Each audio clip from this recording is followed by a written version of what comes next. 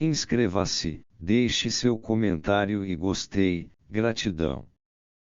Freud. A vida sexual humana. Senhoras e senhores, seria de acreditar que não há dúvidas quanto ao que todos entendem por sexual. Antes de tudo, o sexual é o indecoroso, aquilo de que não se deve falar. Contaram-me que, certa vez, os alunos de um famoso psiquiatra se deram ao trabalho de tentar convencer o mestre de que os sintomas de pessoas histéricas apresentam com frequência conteúdos sexuais. Com esse propósito, levarão-no ao leito de uma histérica cujos acessos imitavam inequivocamente um parto. Mas ele refutou, afirmando: bem, não há nada de sexual em um parto. Claro, um parto não precisa ser indecoroso em todas as circunstâncias. Noto que os senhores se ressentem de eu brincar com coisas tão sérias. Mas não se trata inteiramente de uma brincadeira. Falando com seriedade, não é fácil definir que conteúdo tem a palavra sexual.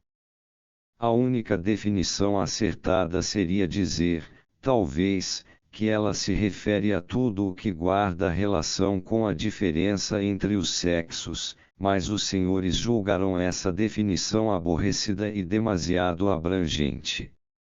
Se os senhores centrarem essa definição no ato sexual, talvez digam que sexual é tudo o que, visando a obtenção de prazer, se ocupa do corpo, em especial dos órgãos sexuais do sexo oposto, e, em última instância, almeja a união dos órgãos genitais e a execução do ato sexual.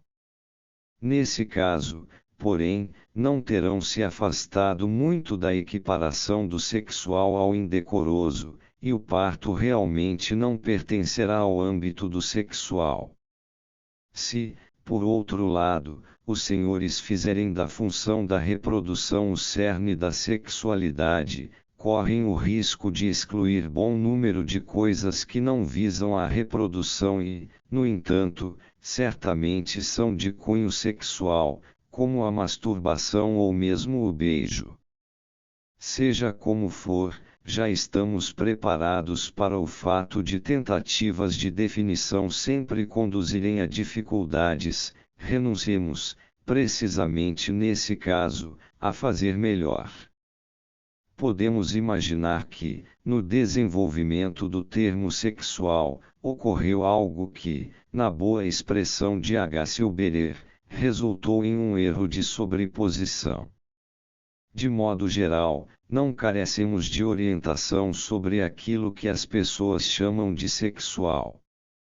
Dizer que sexual é algo que reúne e leva em conta a oposição entre os sexos, a obtenção de prazer, a função reprodutora e o caráter indecoroso a ser mantido em segredo é quanto basta para todas as necessidades práticas da vida. Mas não é o suficiente para a ciência. E isso porque, mediante investigações cuidadosas, possibilitadas de certo apenas por uma autossuperação disposta a sacrifícios, travamos contato com grupos de indivíduos cuja vida sexual difere da maneira mais notável do quadro habitual da média das pessoas. Parte desses perversos aboliu, por assim dizer, a oposição entre os sexos.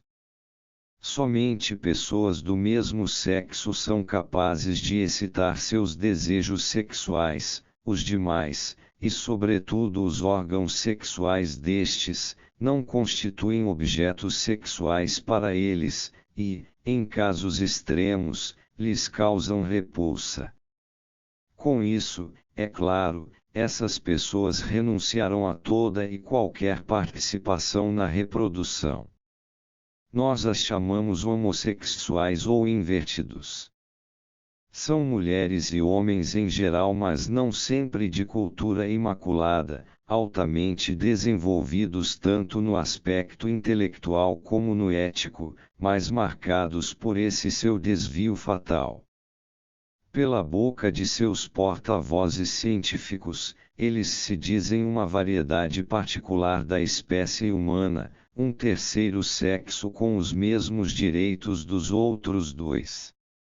Talvez tenhamos oportunidade de submeter suas reivindicações a um exame crítico. Naturalmente, eles não constituem uma elite da espécie humana, ao contrário do que gostariam de afirmar. Entre eles há no mínimo tantos indivíduos de pouco valor ou serventia quanto entre as pessoas de outra natureza sexual.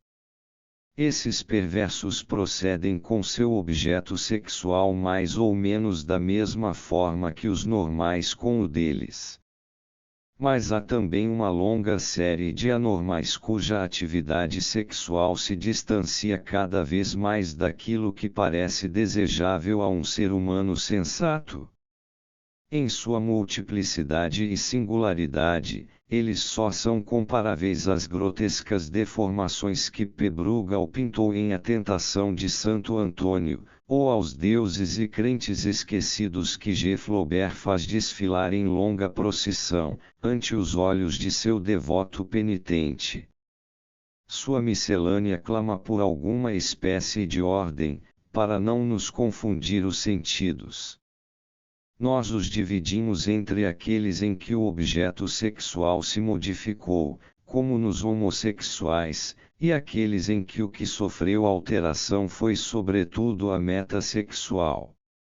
Ao primeiro grupo pertencem os que renunciaram à união dos genitais e em que, em um dos parceiros, o órgão genital é substituído por outra parte ou região do corpo durante o ato sexual. Eles não tomam conhecimento das insuficiências do aparato orgânico nem do estorvo representado pelo nojo. Boca ou ânus em lugar da vagina. Seguem-se outros, que continuam se valendo do órgão genital, mas não por suas funções sexuais, e sim por outras, das quais ele toma parte por motivos anatômicos ou de proximidade. Neles percebemos que as funções de excreção, segregadas como impróprias durante a educação da criança, permanecem capazes de atrair todo o interesse sexual. Há outros que abriram mão por completo do órgão genital como objeto desejado, substituindo-o por outra parte do corpo, o seio da mulher, o pé, a trança do cabelo. Prosseguindo, há também aqueles para os quais outra parte do corpo nada significa, mas cujos desejos são plenamente realizados por uma peça do vestuário, um sapato, uma roupa íntima, são os fetichistas. Mais adiante no cortejo, encontramos pessoas que, embora demandem o objeto inteiro, fazem exigências bastante específicas, estranhas ou terríveis, para que possam desfrutá-lo, inclusive a de que ele se torne um cadáver indefeso, havendo mesmo os que, usando de violência criminosa, o transformam em tal. Mas basta desse tipo de horrores. O segundo grupo é liderado por aqueles perversos que definiram como meta de seus desejos sexuais o que, em geral, constitui apenas ação introdutória e preparatória. Anseiam, pois, por olhar e tocar a outra pessoa, observá-la enquanto ela desempenha funções íntimas ou desnudar partes do próprio corpo que deveriam permanecer encobertas, na sombria esperança de que a mesma contrapartida as recompense. Seguem-se a esses os enigmáticos sádicos, cujo empenho amoroso não conhece outra meta senão infligir dor e tormento a seu objeto, desde a humilhação insinuada até os danos físicos graves, e, como numa espécie de equilíbrio, sua contrapartida, os masoquistas, cujo único prazer é em sofrer todo tipo de humilhação e tormento da parte de seu objeto amado, seja de forma simbólica ou real. Em outros ainda, várias dessas condições anormais se reúnem e se cruzam. Por fim, somos levados a descobrir que cada um desses grupos existe sob duas formas, ao lado daqueles que buscam sua satisfação sexual na realidade, aos que se contentam em apenas imaginar essa satisfação, os que não necessitam de um objeto verdadeiro, mas são capazes de substituí-lo pela fantasia.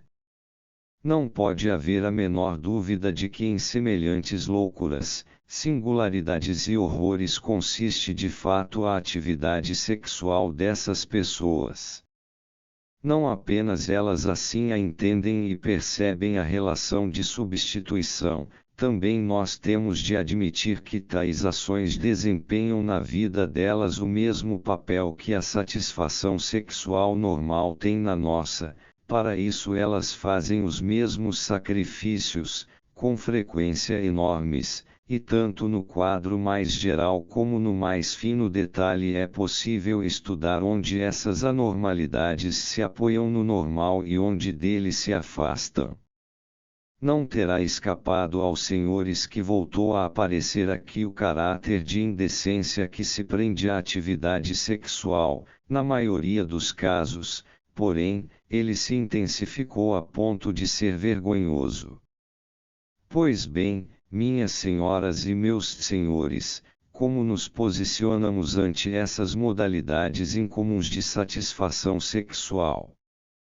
É evidente que a indignação, a expressão de nossa aversão pessoal e a garantia de que não partilhamos esses apetites não resolvem nada. Não é a isso que somos solicitados. No fim, trata-se de um campo de fenômenos como outro qualquer. Também seria fácil rechaçar a evasiva reprovadora de afirmar que esses são apenas casos raros e curiosos. Ao contrário, estamos lidando com fenômenos bastante frequentes e amplamente disseminados. Se, todavia, nos disserem que eles não precisam abalar nossas concepções sobre a vida sexual, porque todos, sem exceção, representam aberrações e deslizes do instinto sexual, então caberá uma resposta séria. Se não entendemos essas configurações patológicas da sexualidade nem podemos conciliá-las com a vida sexual normal, é porque tampouco entendemos a sexualidade normal. Em suma, um esclarecimento teórico pleno sobre a existência dessas chamadas perversões e de sua conexão com a chamada sexualidade normal é uma tarefa imperiosa. Para tanto, uma percepção e duas novas observações virão em nosso auxílio. A primeira, nós a devemos a Ivan Bloch. Ela corrige a noção de todas essas perversões como sinais de degeneração, ao demonstrar que esses desvios da meta sexual, esses afrouxamentos da relação com o objeto sexual ocorreram desde sempre, em todas as épocas conhecidas e em todos os povos, dos mais primitivos aos de mais elevada civilização, e ocasionalmente gozaram de tolerância e reconhecimento geral. As duas observações a que me referi provêm da investigação psicanalítica dos neuróticos, elas influíram de maneira decisiva em nossa compreensão das perversões sexuais. Dissemos que os sintomas neuróticos constituem satisfações substitutivas de caráter sexual, e já indiquei aos senhores que a confirmação dessa tese mediante a análise dos sintomas depara com várias dificuldades. Com efeito, ela só se justifica se, em nosso entendimento de satisfação sexual, levarmos em conta também as chamadas necessidades sexuais perversas, pois uma interpretação de sintomas desse tipo nos aparece com surpreendente frequência. A reivindicação de excepcionalidade dos homossexuais ou invertidos cai por terra quando descobrimos que há impulsos homossexuais em cada neurótico, e que boa parte de seus sintomas dá expressão a essa inversão latente. Os que se denominam homossexuais são, de fato, apenas os invertidos conscientes e manifestos, e seu número é insignificante, se comparado ao dos homossexuais latentes. Vemo-nos obrigados a considerar a escolha do objeto de mesmo sexo como uma divergência que se dá com regularidade na vida amorosa, e aprendemos cada vez mais a atribuir-lhe elevada importância. Certamente isso não anula as diferenças entre a homossexualidade manifesta e o comportamento normal, seu significado prático persiste, mas seu valor teórico se reduz extraordinariamente. No caso de certa afecção, a paranoia, que já não podemos incluir entre as neuroses de transferência, supomos até mesmo que nasce regularmente da tentativa de defesa contra impulsos homossexuais bastante fortes. Talvez os senhores ainda se lembrem de que, em seu ato obsessivo, uma de nossas pacientes desempenhava o papel de um homem, seu próprio marido abandonado. Em mulheres neuróticas, é muito comum tal produção de sintomas em que personificam um homem. Se, em si, isso não pode ser considerado homossexualidade, está relacionado com os pressupostos para ela. Como os senhores provavelmente sabem, a neurose histérica pode produzir sintomas em todos os sistemas e, dessa maneira, perturbar todas as funções orgânicas. A análise mostra que se manifestam aí todos os chamados impulsos perversos, que pretendem substituir o genital por outros órgãos.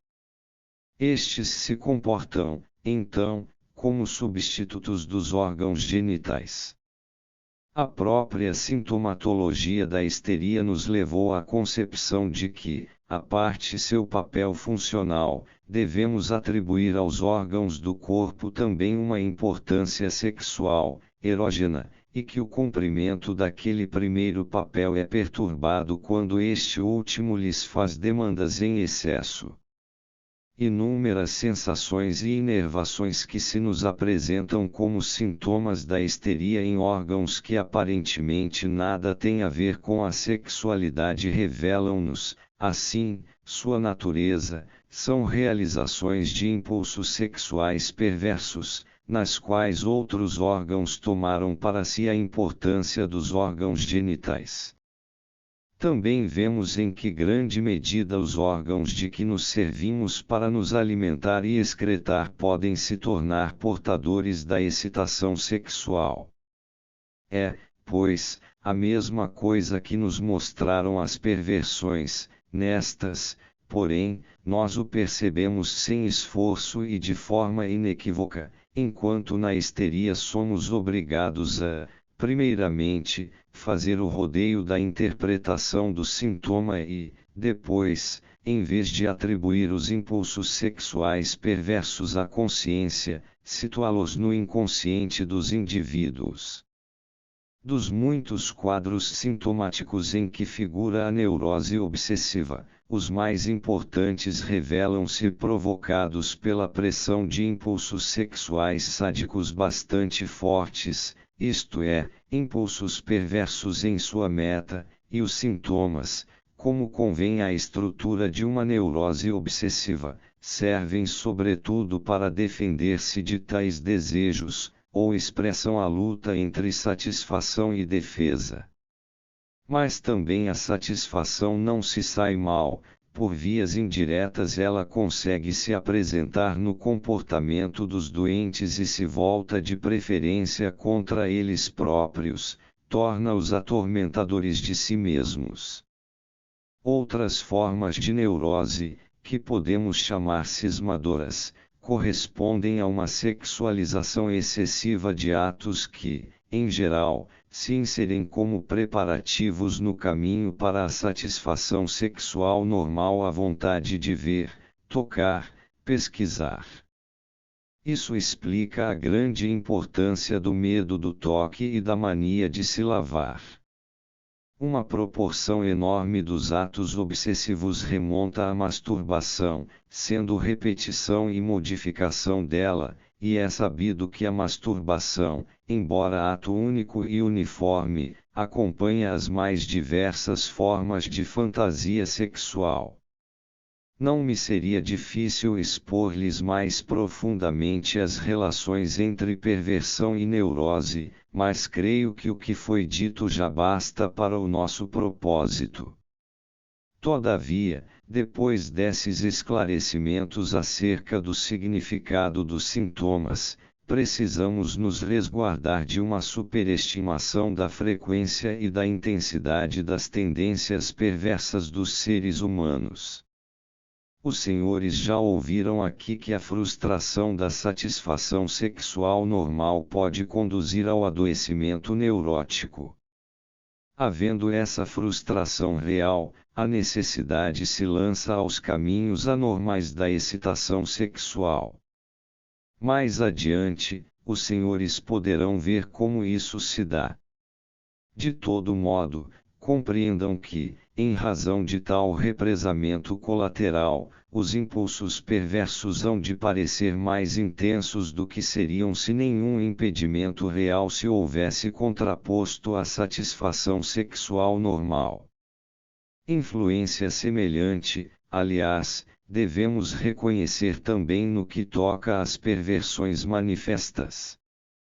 Em muitos casos, elas são provocadas ou ativadas em razão das dificuldades demasiado grandes impostas à satisfação normal do impulso sexual, seja em decorrência de circunstâncias passageiras ou de instituições sociais duradouras. Em outros casos, porém, as tendências perversas independem de tais condições favoráveis e constituem, para o indivíduo, a modalidade normal de vida sexual, por assim dizer.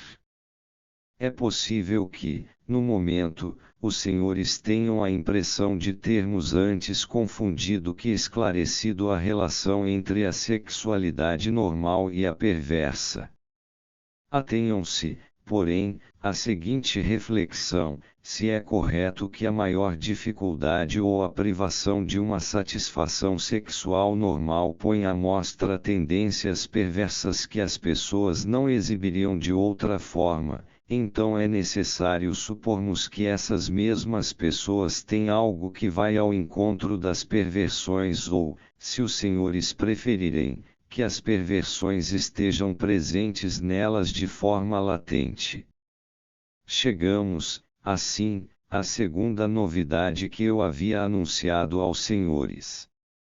A saber, a investigação psicanalítica viu-se obrigada a atentar também para a vida sexual da criança, o que ela fez cuidando para que, na análise dos sintomas, lembranças e associações remetessem regularmente aos primeiros anos da infância. O que assim revelamos foi confirmado ponto a ponto pela observação direta de crianças. Resultou daí a conclusão de que todas as tendências a perversões têm raiz na infância, de que as crianças possuem predisposição para elas e as praticam, na proporção de sua imaturidade, em suma, de que a sexualidade perversa nada mais é que a sexualidade infantil magnificada e decomposta em seus impulsos separados. Agora os senhores verão as perversões sob outra luz e não mais deixarão de perceber sua conexão com a vida sexual humana, mas à custa de que surpresa e de que penosas incongruências para a sua sensibilidade. Sem dúvida, primeiramente se inclinarão a contestar tudo isso, o fato de as crianças terem algo que podemos designar como sexualidade, a justeza de nossas observações e justificativa de encontrar no comportamento infantil algum parentesco com o que, mais tarde, será condenado como perversão. Permitam, então, que eu antes lhes esclareça os motivos de sua resistência, para depois apresentar-lhes todas as nossas observações. Que as crianças não tenham vida sexual, que não se excitem, não tenham necessidades e uma espécie de satisfação, mas só venham a desenvolvê-la de súbito entre os 12 e os 14 anos, seria biologicamente, sem considerar todas as nossas observações, tão improvável, e mesmo absurdo, como elas terem vindo ao mundo sem órgãos genitais, que só brotariam por volta da puberdade. O que nelas desperta por essa época é a função reprodutora, que se serve, para seus fins, de um material físico e psíquico já existente.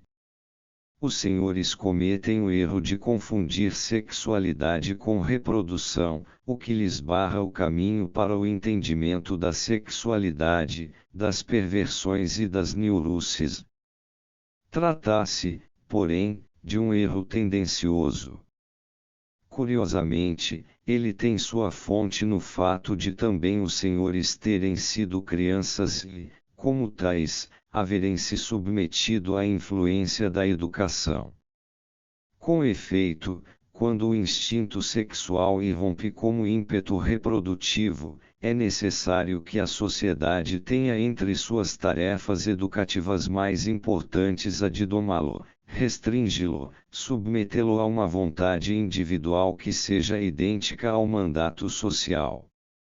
Além disso, ela tem interesse em postergar o desenvolvimento pleno desse instinto até que a criança tenha alcançado certo patamar de maturidade intelectual, uma vez que, com a irrupção plena do instinto sexual, praticamente tem fim a educabilidade. Não fosse assim, o instinto romperia todos os diques e arrastaria em sua torrente a obra penosamente edificada da civilização. A tarefa de domá-lo nunca é fácil, ela é ora insuficiente, ora demasiada. A motivação da sociedade humana é, em última instância, uma motivação econômica. Como ela não dispõe de gêneros alimentícios suficientes para a manutenção de seus membros sem que eles precisem trabalhar, é necessário limitar o número desses membros e desviar sua energia da atividade sexual para o trabalho. Trata-se, desde sempre, dos primórdios até os dias atuais, daquilo que a vida impõe como necessidade. A experiência deve ter mostrado aos educadores que a tarefa de guiar a vontade sexual da nova geração só pode ser realizada com o exercício bastante precoce da influência, aquele que não espera pela tempestade da puberdade, mas intervém já na vida sexual da criança, que prepara a tormenta posterior. Com essa intenção, são proibidas ou estragadas quase todas as práticas sexuais infantis. A meta que se impõe é configurar a vida da criança como assexuada, o que, ao longo do tempo, resultou por fim na crença de que ela é de fato assexuada, algo que a ciência, então, proclama como doutrina.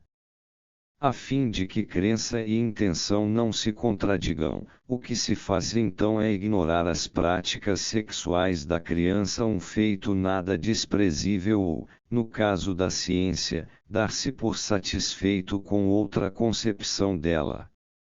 A criança é tida como pura, inocente, e quem a descreve de outro modo pode ser denunciado como sacrílego infame, inimigo dos sentimentos ternos e sagrados da humanidade. As próprias crianças, porém, são as únicas que não participam dessas convenções, fazendo valer seus direitos animalescos com toda a ingenuidade e demonstrando a todo momento que o caminho rumo à pureza ainda está por ser percorrido. O curioso é que aqueles que negam a sexualidade infantil nem por isso relaxam em seu esforço educativo, mas, isto sim, perseguem com o máximo rigor as manifestações daquilo que renegam e intitulam maus hábitos infantis. De elevado interesse teórico é também que o período da vida que mais gritantemente contradiz a noção da infância assexuada, o que se estende até os 5 ou 6 anos de idade, seja, depois, na maioria das pessoas, recoberto pelo véu de uma amnésia que apenas a exploração analítica é capaz de rasgar, mas que, antes disso, já se revelou permeável para a formação de alguns sonhos. Quero agora expor aos senhores o que se pode perceber com mais clareza na vida sexual da criança. Permitam-me também introduzir aqui, a bem da exposição que se segue, o conceito de libido. A libido, de maneira análoga à fome, designa a força com que o instinto se manifesta, nesse caso o sexual, assim como, no caso da fome, o de alimentação. Outros conceitos, como os de excitação sexual e satisfação, não necessitam de explicação. Que as práticas sexuais dos lactentes demandem o trabalho mais árduo de interpretação, os senhores poderão compreender com facilidade, ou, provavelmente, utilizar como objeção. Essas interpretações, baseadas em investigações analíticas, resultam da busca retrospectiva do sintoma, aquela que, partindo do próprio sintoma, recua no tempo até sua origem. No lactente, os primeiros impulsos da sexualidade mostram-se apoiados em outras funções importantes para a vida. Seu principal interesse, como os senhores sabem, está voltado para a alimentação, quando, saciado, ele adormece junto ao peito da mãe. O lactente exibe uma expressão de bem-aventurada satisfação, a mesma que, mais tarde, se repetirá em seguida a experiência do orgasmo sexual. Isso seria muito pouco para embasar uma conclusão. Contudo, observamos também que o lactente quer repetir essa ação de se alimentar sem, com isso, demandar mais alimento. Não é, pois, a fome que o estimula a fazê-lo. Dizemos que ele chupa ou suga, e o fato de, ao fazer isso, ele tornar a adormecer com uma expressão de bem-aventurança nos mostra que a ação de sugar em si lhe trouxe satisfação. Como se sabe, logo ele não adormecerá sem ter, antes, praticado essa ação de sugar. Um velho pediatra de Budapeste, Dr. Lindner, foi o primeiro a afirmar a natureza sexual dessa atividade. Aqueles que cuidam de uma criança e que, portanto, não tencionam tomar partido teórico no assunto parecem entender dessa mesma maneira o ato de sugar. Não tem dúvida de que ele serve apenas à obtenção de prazer. Contam-no entre os maus hábitos da criança e, mediante constrangimentos, a obrigam a renunciar a esse costume, caso ela não queira fazê-lo por si só. Descobrimos, portanto, que o lactente executa ações que não têm outro propósito senão a obtenção de prazer. Acreditamos que ele experimenta esse prazer pela primeira vez ao se alimentar, mas que logo aprende a dissociá-lo da alimentação. Só podemos relacionar essa obtenção de prazer à excitação da região da boca e dos lábios, partes do corpo a que chamamos, então, zonas erógenas, e o prazer alcançado no ato de sugar, nós o caracterizamos como sexual. Se temos ou não o direito de chamá-lo assim, isso certamente ainda vamos precisar discutir. Se o lactente pudesse se manifestar, ele sem dúvida reconheceria o ato de mamar no peito da mãe como o mais importante de sua vida. E ele não está errado, já que, com esse ato, satisfaz de uma só vez suas duas grandes necessidades vitais. Então aprendemos com a psicanálise, e não sem espanto, em que grande medida o significado psíquico desse ato perdura para toda a vida.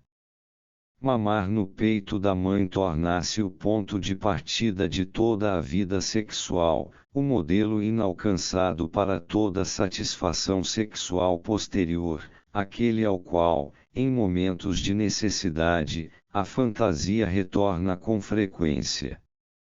Trata-se de um ato que inclui o peito materno como o primeiro objeto do instinto sexual. Sou incapaz de transmitir-lhes uma ideia da importância que esse primeiro objeto possui na busca posterior de outros, que efeitos profundos ele, em suas transformações e substituições, produz mesmo nas regiões mais remotas de nossa vida psíquica. Mas inicialmente o bebê abre mão dele, substituindo-o por outra parte do corpo em seu ato de sugar. A criança passa a sugar o polegar ou a própria língua. Na obtenção de prazer, ela se faz, portanto, independente da aprovação do mundo exterior e, além disso, intensifica esse prazer mediante a excitação de uma segunda região do corpo. As zonas erógenas não são, todas elas, igualmente generosas, por isso, constitui experiência importante quando, como relata Lindner, o lactente, ao procurar em seu próprio corpo, descobre a particular excitabilidade de seus órgãos genitais, encontrando aí o caminho que conduz do ato de sugar à masturbação. Mediante a apreciação desse ato de sugar, já tomamos conhecimento de duas características decisivas da sexualidade infantil. Ela surge associada à satisfação das grandes necessidades orgânicas e se comporta de forma autoerótica, isto é, a criança procura e encontra seus objetos no próprio corpo. Aquilo que o ato de se alimentar mostrou com grande nitidez se repete parcialmente com a excreção. Inferimos que o lactente tem sensações prazerosas ao esvaziar a bexiga e o intestino, e que ele logo organiza essas ações de modo a que elas, mediante a correspondente excitação da zona erógena da membrana mucosa, lhe proporcionem o máximo prazer possível. Nesse ponto, como explicou sutilmente Andreas Salomé, o mundo exterior lhe aparece pela primeira vez como poder inibidor, hostil à sua aspiração de prazer, dando-lhe um vislumbre de futuras batalhas exteriores e interiores. Ele não deve excretar no momento que lhe aprouver, e sim naquele determinado por outras pessoas. A fim de convencê-lo a renunciar a essas fontes de prazer, dizem-lhe que tudo que se refere a essas funções é indecoroso e deve ser mantido em segredo. Pela primeira vez, deve trocar prazer por dignidade social. Sua própria relação com os excrementos, porém, é, desde o princípio, de natureza bem diferente. O lactente não sente nojo de suas fezes, ele as estima como parte de seu corpo, da qual não quer se separar e de que se vale como primeiro presente para pessoas de quem gosta muito. Mesmo depois de a educação ter alcançado seu intento de afastá-lo dessas inclinações, a valorização dos excrementos tem continuidade no apreço pelo presente e pelo dinheiro. Seus feitos ao urinar, por outro lado, ele parece encará-los com especial orgulho. Bem sei que os senhores já desejavam ter me interrompido há tempos, para gritar, basta dessas monstruosidades. Então a defecação há de ser uma fonte de satisfação do prazer sexual que já o lactente explora. Os excrementos, substância valiosa, e o ânus, uma espécie de órgão genital. Não acreditamos em nada disso, mas entendemos por que pediatras e pedagogos querem distância da psicanálise e de suas conclusões. Não, meus senhores.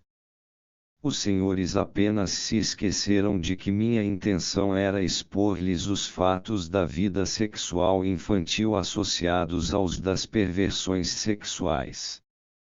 Porque não haveriam de saber que o ânus realmente, nas relações sexuais de grande número de adultos, tanto homossexuais como heterossexuais, assume o papel da vagina.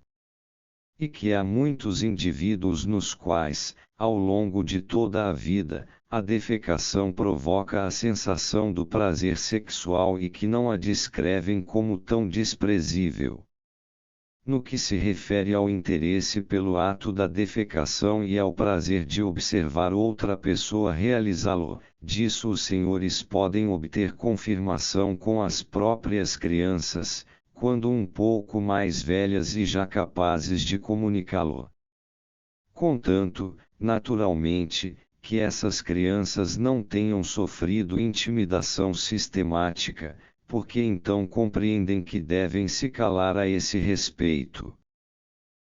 No tocante às demais coisas em que os senhores não querem acreditar, eu os remeto aos resultados da análise e da observação direta de crianças e lhes digo que é realmente uma arte não ver essas coisas todas ou vê-las de outra maneira.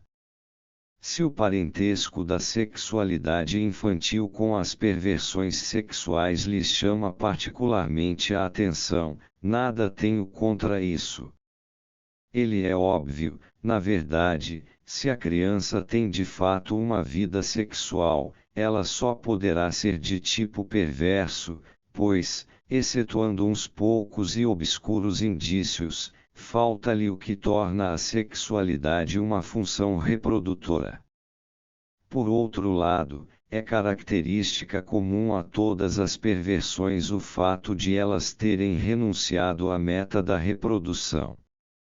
Uma prática sexual é justamente chamada de pervertida quando, tendo renunciado ao propósito reprodutivo, persegue a obtenção de prazer como meta autônoma. Os senhores compreendem, pois, que a ruptura e o momento de transição no desenvolvimento da vida sexual residem em sua subordinação aos propósitos da reprodução. Tudo que precede esse momento, assim como tudo que se furta a ele e serve apenas à obtenção de prazer, recebe a designação nada honrosa de pervertido e é, como tal, proscrito. Permitam-me, então, dar prosseguimento a meu sucinto quadro da sexualidade infantil. O que falei acerca de dois sistemas de órgãos de alimentação e excreção, eu poderia complementar levando em conta os demais. A vida sexual da criança se esgota nas atividades de uma série de instintos parciais que, independentemente um do outro, buscam obter prazer em parte no próprio corpo, em parte já no objeto exterior. Entre os órgãos, a genitália se destaca rapidamente. Há pessoas nas quais a obtenção de prazer com seu próprio órgão genital, sem o auxílio de outra genitália ou objeto, se estende sem interrupção desde a masturbação do lactente até a masturbação por necessidade da época da puberdade, prosseguindo ainda por tempo indeterminado. De resto, o tema da masturbação não admitiria discussão tão breve, trata-se de um assunto que demanda consideração de muitos ângulos. A despeito de minha inclinação a abreviar ainda mais o tema, restam algumas coisas a dizer sobre a pesquisa sexual por parte da criança. Ela caracteriza muito bem a sexualidade infantil e é muito importante para a sintomatologia das neuroses. A pesquisa sexual infantil começa bem cedo, às vezes antes do 3º ano de vida. Ela não parte da diferença entre os sexos, que nada significa para as crianças, uma vez que elas, ao menos os garotos, atribuem o órgão genital masculino a ambos os sexos. Quando o menino faz a descoberta da vagina, seja na irmãzinha ou em alguma parceira de brincadeiras, ele busca, em primeiro lugar, negar o que lhe dizem seus próprios sentidos, porque não pode imaginar um ser humano semelhante a ele desprovido da parte que lhe é tão valiosa. Mais tarde, assusta-se com a possibilidade que lhe é apresentada, e possíveis ameaças anteriores, decorrentes da ocupação muito intensa com seu pequeno membro, surtem agora seu efeito. Ele se vê sob o domínio do complexo da castração, cuja configuração exerce grande influência sobre a formação de seu caráter, se ele permanece saudável, sobre sua neurose, se ele adoece, e sobre suas resistências, se ele se submete a tratamento analítico. Sobre a menina pequena, sabemos que ela se sente grandemente desfavorecida pela ausência de um pênis grande e visível, que inveja o menino por possuí-lo e que por esse motivo, em essência, desenvolve o desejo de ser homem, desejo este que, mais tarde, é retomado na neurose que pode surgir em decorrência de algum percalço em seu papel feminino. O clitóris da menina, aliás, desempenha na idade infantil exatamente o mesmo papel do pênis, ele é o portador de uma especial excitabilidade, o ponto no qual a satisfação autoerótica é obtida. Na transformação da menina em mulher, muito depende de essa sensibilidade ser transferida, a tempo e integralmente, do clitóris para a vagina. Nos casos da assim chamada anestesia sexual feminina, o clitóris mantém obstinadamente essa sensibilidade. O interesse sexual da criança se volta, antes de mais nada, para a questão de onde vêm as crianças, a mesma que está na base da pergunta feita pela Esfinge de Tebas, e, na maioria dos casos, é despertada pelo temor egoísta que se segue à chegada de um irmão ou irmã.